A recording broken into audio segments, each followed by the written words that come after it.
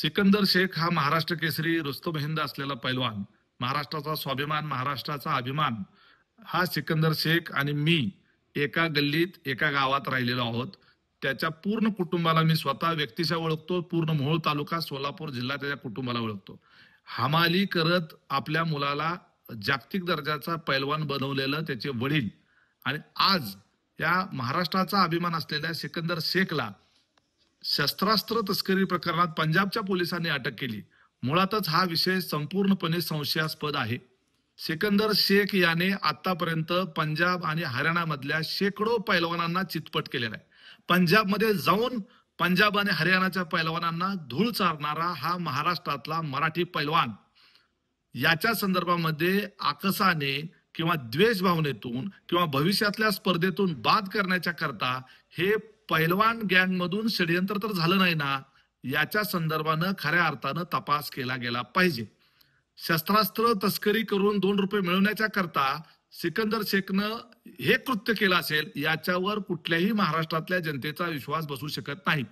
कारण सिकंदर शेख साधारणपणे दररोज सरासरी 2 ते 3 कुस्त्या करायचा सीझन मध्ये, कधी कधी 8 कुस्त्या एका दिवसात करायचा आणि 99% कुस्त्या सिकंदर शेख हा जिंकायचा. सिकंदर शेख एवढ्या कुस्त्या करायचा, साधारण वर्षभरामध्ये सरासरी 400 ते 500 कुस्त्या व्हायच्या. म्हणजे सिकंदर शेखचा वार्षिक इन्कम कुस्त्यांमधून 4 ते 5 कोटी रुपयाचा असायचा. याशिवाय सिकंदर शेखला जवळपास 14 थार गाड्या बक्षीस म्हणून मिळाल्यात. 9 ते 10 बुलेट त्याला बक्षीस म्हणून मिळाल्यात. 30 ते 40 म्हशी त्याला पंजाब मधून बक्षीस म्हणून मिळाल्यात. इतर बक्षिसं मिळालेली ती वेगळीच. एवढा इन्कम असलेला सिकंदर शेख काही रुपये मिळवण्याच्या करता शस्त्रास्त्राच्या तस्करीमध्ये भाग घे, हे अजिबात खरं वाटत नाही. हे मराठी पैलवानाच्या विरोधात पंजाब आणि हरियाणातल्या पैलवानांनी केलेलं षडयंत्र असू शकतं. मी सिकंदर शेखला निर्दोषत्व देत नाही, परंतु या प्रकारामध्ये संशयाला निश्चित अशी जागा आहे. आम्ही सिकंदर शेख यांच्या वडिलांच्या बरोबर चर्चा केली, त्याच्या मित्रांबरोबर चर्चा केली. एवढंच काय, आम्हाला तो लहानपणापासून माहित आहे. त्यामुळे सिकंदर शेखचं कॅरेक्टरच्या बाबतीमध्ये आम्हा सर्वांना त्या संदर्भात माहिती आहे, कारण आम्ही त्याचे शेजारी आहोत, आम्ही त्याच्या गावकरी आहोत. सिकंदर शेख आता या सीझन मध्ये पंजाबमध्ये ज्या खोलीमध्ये भाड्यानं राहत होता तिथं त्याच्याबरोबर आणखी 2-3 जण राहत होते. सीझन संपल्यानंतर सिकंदर शेख हा महाराष्ट्राकडे निघाला असताना त्याचे ते सोबतचे भाडे करून राहणारे जे मित्र खोलीतले होते ते देखील निघाले होते. त्या मित्रांनी सिकंदर शेखला सांगितलं की आमचं एक पार्सल घरी राहिलंय, तेवढं ते उचल आणि एक ठिकाणी नेऊन पोच कर.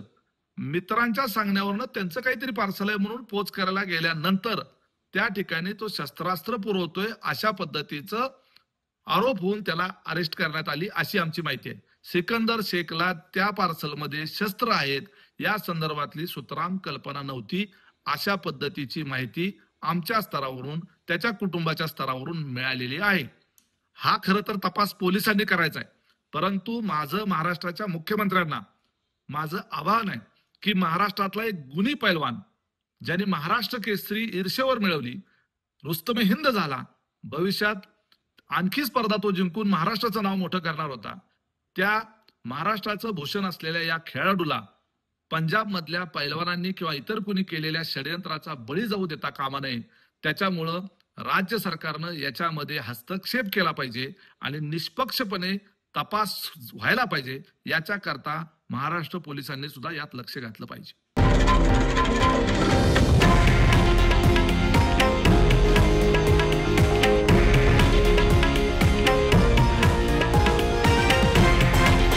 हे आहे देशातील नंबर 1 न्यूज नेटवर्क आणि आपण पाहत आहात TV9 मराठी, एकमेव.